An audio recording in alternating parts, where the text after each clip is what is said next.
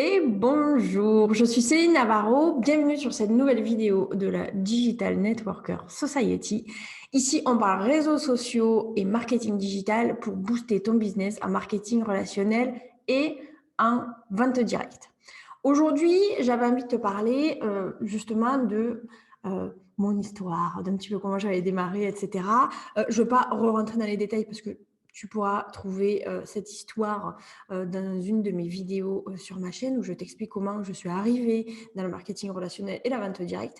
Mais aujourd'hui, j'avais envie un petit peu de revenir sur un article de blog que j'ai publié il y a quelques jours et où j'explique les différentes choses que j'aurais peut-être fait différemment si j'avais démarré aujourd'hui.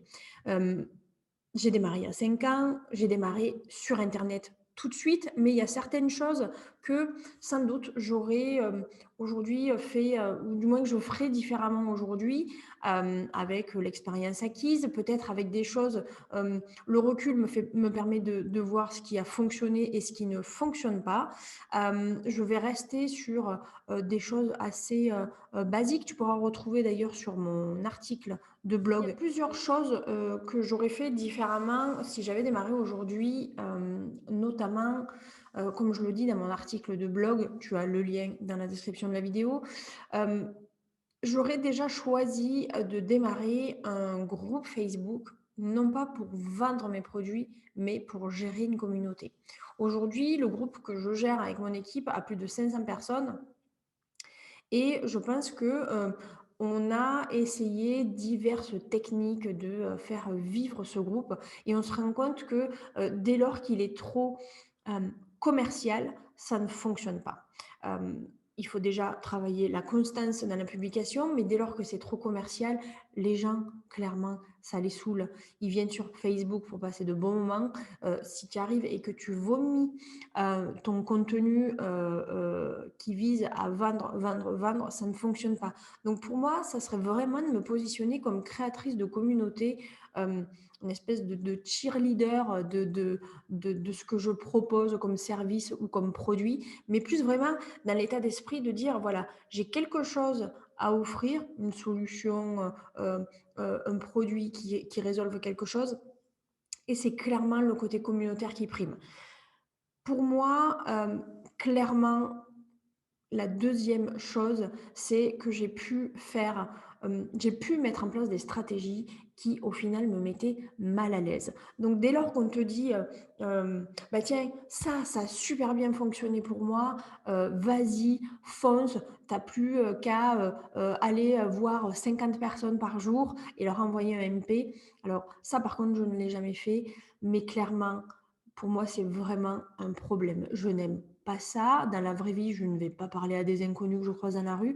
Donc, clairement, dès lors que tu as une stratégie traditionnelle qui te met un petit peu mal à l'aise, clairement, non. Autre chose dont je parlais sur mon blog, euh, tu dois t'imposer en tant que toi, d'accord? C'est-à-dire les réseaux sociaux que tu utilises, que tu t'inspires de scripts, que tu utilises des photos, que tu as eues de par le biais de ta société, que, tu as des histoires, des expériences à partager, il te faut utiliser ta propre voix ici. C'est pas je fais juste un copier-coller, bim, c'est terminé. Mon upline a posté un super message Facebook, je fais un copier-coller, c'est terminé. Imprègne-toi de la culture de ta société, mais surtout traduis-la par toi, ta propre personnalité, toi, ton propre parcours, pourquoi tu as démarré, comment tu as démarré, pourquoi tu as choisi ces produits ou comment ces produits t'ont choisi. Il y a plein de choses que tu peux partager. La seule chose, c'est que tu n'es pas juste une représentante de ta société en marketing relationnel ou en vente directe, tu es toi d'abord. Et ton job, c'est de promouvoir les produits ou les services de ta société partenaire, mais avec ta personnalité, avec ton sens de l'humour, avec voilà, tout ce que tu peux y mettre de toi. Autre chose, là où je me suis rendu compte que ça a changé toute la donne, c'était la persévérance et la constance qu'on pouvait mettre, hem, dans, dans ce qu'on faisait. J'ai pu abattre une quantité de travail sur une longue période dès lors que dans ma vie, perso, c'était problématique. Je me suis en fait appuyée sur mon équipe, sans communiquer avec elle que je n'allais pas bien et ça a été une erreur fatale. Donc pour moi, la persévérance et la constance, c'est la clé. Par contre, la communication avec votre équipe, ça doit vraiment être au cœur de votre, activité. Développer, votre propre branding, votre propre image de marque. Comme je le disais tout à l'heure, tu ne peux pas, prendre le logo de ta société, te la mettre sur le front et toujours mettre en avant ta société, ta société, ta société. Tu es indépendante, donc tu es censée, travailler à ton compte, tu es censée être ta propre marque. Comment? Je te donne un exemple tout simple. Jocelyne, Mireille, et Geneviève, sont toutes les 3 les, démonstratrices de la même société. Donc Jocelyne, poste des photos sur Instagram, qu'elle récupère de sa société. Elle le fait on va dire, une fiche technique des produits qu'elle propose en poste. On ne voit jamais son visage. Au milieu, on a, Mireille, je ne sais même plus le prénom que j'ai dit. On a Mireille, qui va beaucoup se montrer et déjà qui va se montrer avec le produit, qui va partager des résultats et cetera. Et on va avoir, comment elle s'appelait? Geneviève, qui elle va faire des vidéos, va beaucoup plus se montrer et va partager, des expériences, va partager des résultats, va faire intervenir sa communauté. Donc et on ne voit quasiment jamais sa marque. OK? Clairement, moi j'arrive, je cherche un produit, allez, totalement au hasard, un produit, qui va m'aider à, perdre du poids. J'arrive sur les 3 profils. Déjà, il va falloir que, la personne me plaise. C'est-à-dire que quand je dis me plaise, je ne parle pas physiquement, je parle, dans le ton, je parle dans la personnalité, je parle dans ce qu'elle peut partager. Alors oui, la première, ça va être hyper instructif. On va savoir exactement ce qu'elle vend au final. Mais d'une, ce côté, commercial va peut-être un petit peu, je pourrais peut-être trouver ça un peu lourdingue. Et puis surtout, je ne sais pas qui vend, tu vois? Je sais qu'elle s'appelle Jocelyne, mais je la vois pas, je sais pas à quoi elle ressemble, je ne sais pas quel âge elle a, je sais pas si elle a des enfants, donc je ne me projette pas dans Jocelyne. Donc j'ai envie de dire, bye bye Jocelyne, quoi. La deuxième, elle se montre plus, avec les produits, mais on est toujours dans une approche très commerciale avec des, «Si toi aussi, tu veux, maigrir, n'hésite pas à me contacter en DM». Donc déjà, je la vois et je comprends qu'elle travaille pour cette marque. Qu'elle fasse du MLM ou pas, je suis pas censée savoir si c'est pas quelque chose dont j'ai l'habitude. Et voilà, dites-vous toujours que les personnes qui arrivent sur votre profil ne connaissent peut-être rien de vous, et que du coup, vous devez leur servir ça sur un plateau régulièrement. Tout ça pour dire, voilà, je la vois, OK, elle est vachement sympathique et tout machin, mais il y a un côté peut-être un petit peu trop, tu vois, vente qui me gêne. Next. Et la dernière, j'arrive sur le profil de Geneviève et je trouve quelqu'un, de dynamique dans la quarantaine, qui va partager des expériences, qui va partager des hauts, des bas, qui va faire, participer sa communauté, dans, la prise de des produits qu'elle propose. Et là, je me dis: «Ah punaise, d'une, visiblement, elle a des clientes, elle a des résultats, elle est sympa, elle prend la parole en vidéo et là, en fait, la nana, elle a fait son image de marque. Ce n'est pas Jocelyne de la société Tartampion, c'est Jocelyne qui vous propose ses services d'accompagnement pour, vous aider à perdre du poids en utilisant une gamme de produits. Donc pour moi, c'est là la clé du marketing relationnel et de la vente directe aujourd'hui sur internet. Ça, je t'ai fait un petit topo de mon article sur mon blog. Là maintenant, je te donne 5 astuces supplémentaires qui pour moi sont également obligatoires et que sans doute j'aurais fait si j'avais démarré aujourd'hui. Première chose, de ne choisir qu'un réseau social à la fois. Donc, je démarre demain, je me pose la question, quel réseau social fonctionne avec ma société?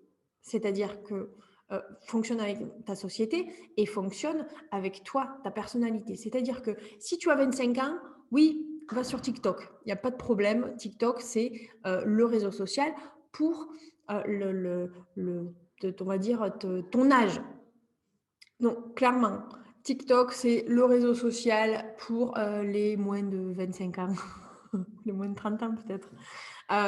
Donc, si toi-même, tu as moins de 30 ans, si toi-même, TikTok te semble être le réseau social qui va cibler ta clientèle, va sur TikTok.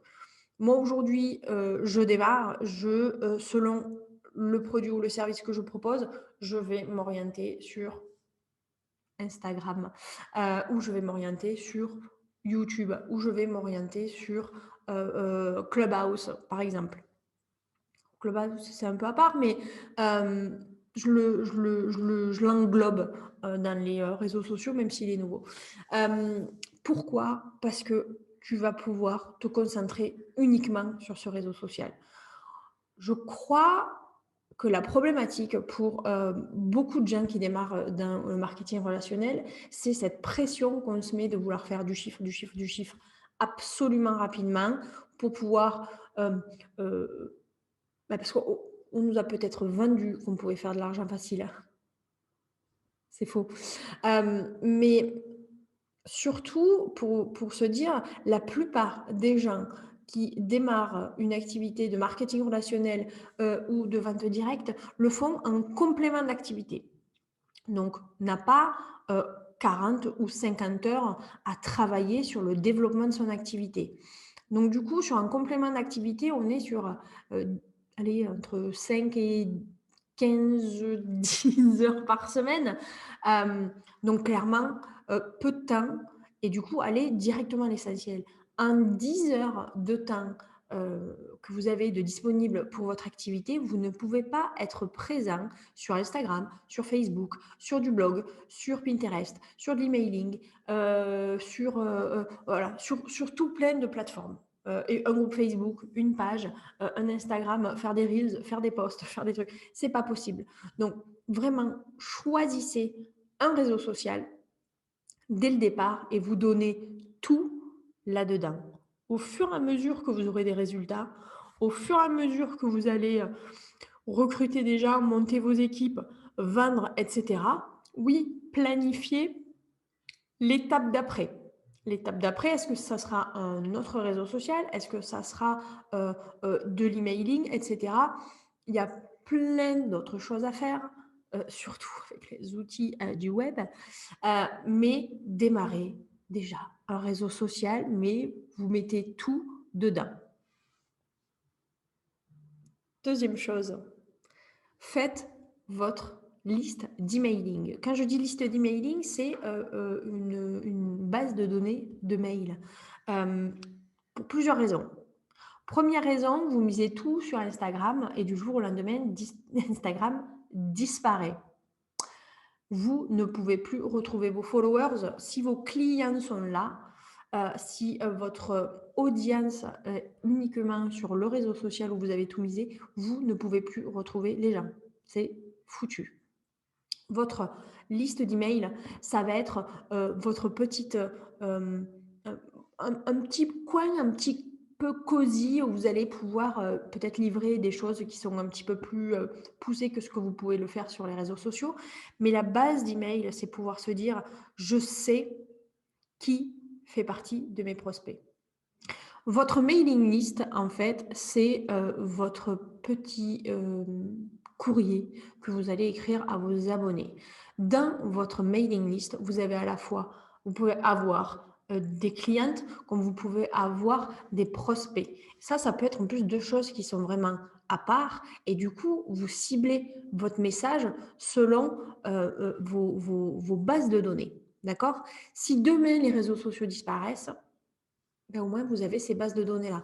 Pour moi, l'emailing, il a vraiment de l'importance quand on a l'habitude d'écrire et clairement, apprendre à écrire, ça s'apprend. Mais c'est de pouvoir, livrer un autre message, à votre audience que celle que vous délivrez sur les réseaux sociaux. C'est créer un lien qui est, différent. C'est presque créer un rendez-vous.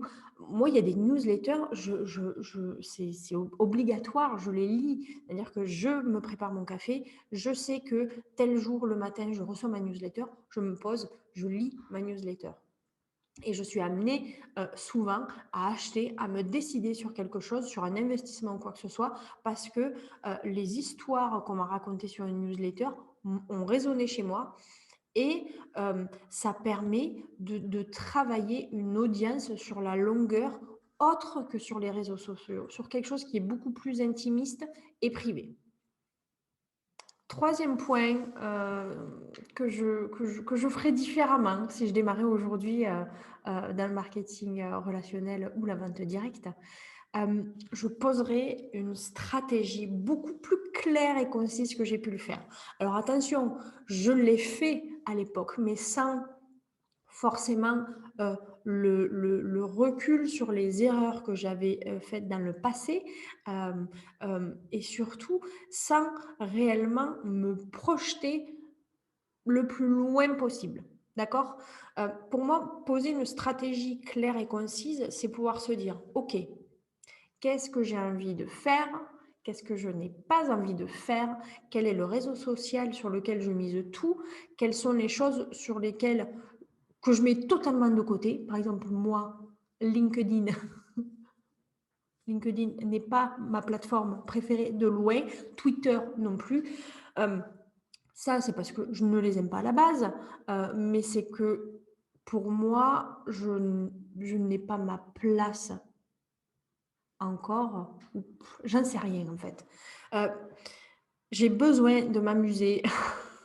Donc bon, moi, Twitter, et LinkedIn, on s'amuse pas là-bas, c'est pas fun les gars. Donc c'est clairement se dire: «OK, plateforme de mon choix, les trucs que je mets de côté pour plus tard peut-être, les choses que je mets de côté pour toujours, c'est certain».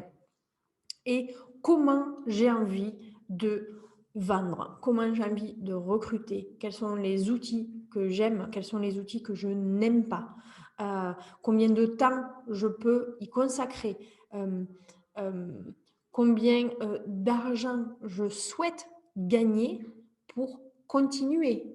C'est-à-dire que si je me mets, un objectif de gagner 1 000 € rapidement et que je n'y arrive pas, combien de temps je m'estime, combien d'argent j'estime nécessaire à continuer à chaque fois. Cinquième chose, et c'est très important et je pense que ça va vous faire peur, mon cinquième point, ça aurait été de réfléchir à une stratégie de tunnel de vente dès le départ. Je n'avais pas la formation pour travailler un tunnel de vente clairement au moment où j'ai démarré. Je l'ai aujourd'hui. Euh, J'aurais aimé pouvoir me former à la création de tunnels de vente aussi simples et compliqués qu'ils soient, aussi alors, les tunnels de vente ont vraiment beaucoup évolué, depuis, déjà 5 ans. N'imaginez pas un tunnel de vente absolument dégueulasse. On s'imagine des tunnels de vente webinaires, par exemple. Ça peut être des tunnels de vente pour faire, du recrutement avec des où les gens soumettent leur candidature. Mais un tunnel de vente qui vient, en fait, affiner mes besoins et qui repartent dans ma mailing list. Donc ça, j'aurais vraiment aimé pouvoir le faire dès le départ. Aujourd'hui, c'est mis en place, mais je pense que les choses seraient allées beaucoup plus rapidement si c'était quelque chose que j'avais implémenté dès le départ. Voilà, je te dis à bientôt pour une prochaine vidéo. N'hésite pas à liker, à cliquer partager et surtout à t'abonner à la chaîne. Je te dis à très bientôt. Rendez-vous sur Facebook, rendez-vous sur Instagram, rendez-vous sur mon blog, rendez-vous partout. Je t'embrasse. À très bientôt.